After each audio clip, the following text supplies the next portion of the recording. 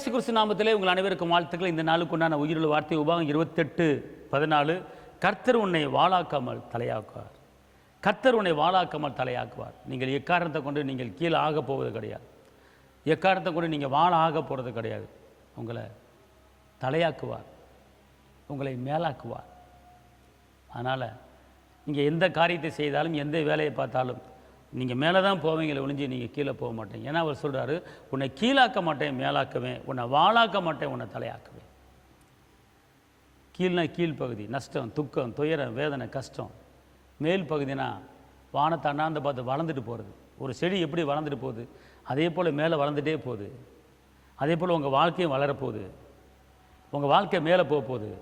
உங்கள் வாழ்க்கை உயரப்போகுது. உங்கள் வாழ்க்கை செழிக்க போகுது. அவருடைய கரம் கூட இருந்து எல்லையை பெரிதாக்கி ஆசீர்வதித்து எந்த தீங்கும் அணுகாமல் கர்த்தர் உங்களை பாதுகாக்க போகிறார். பயப்படாதீங்க. இதோ உங்கள் தொழில் கீழே போய் கொண்டு இருக்கிறதா, உங்கள் வேலை கீழே போய் கொண்டிருக்கிறதா, உங்கள் சுகம் கீழே போய் கொண்டிருக்கிறதா, பயப்படாதீர்கள். சடிதில் நீங்கள் மேலே போக போகிறீங்க.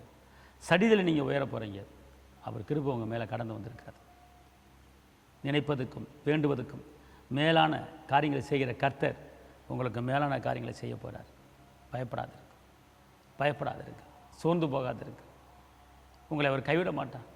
யாரும் உங்களை கைவிட்டாலும் நான் உன்னை கைவிட மாட்டேன் என்று அவர் வாக்கு பண்ணியிருக்கிறார். சகலத்தை உங்களுக்கு போய் தாக்குவார். தைரியமாக இருங்க. உங்களுக்காக நான் ஜெபிக்கிறேன். தகப்பனே இயேசு மகாராஜா, உண்மை நன்றி உள்ளத்தோடு உண்மை துதிக்கிறேன், உண்மை ஸ்தோத்திரிக்கிறேன்.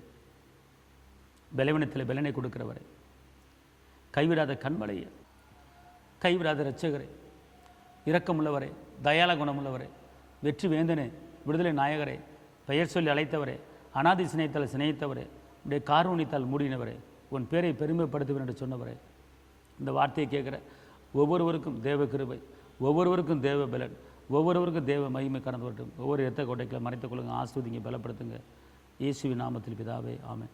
கர்த்தர் உங்களை ஆஸ்வதிப்பார். தேவனுக்கு மகிமை. ஹல்லேலூயா.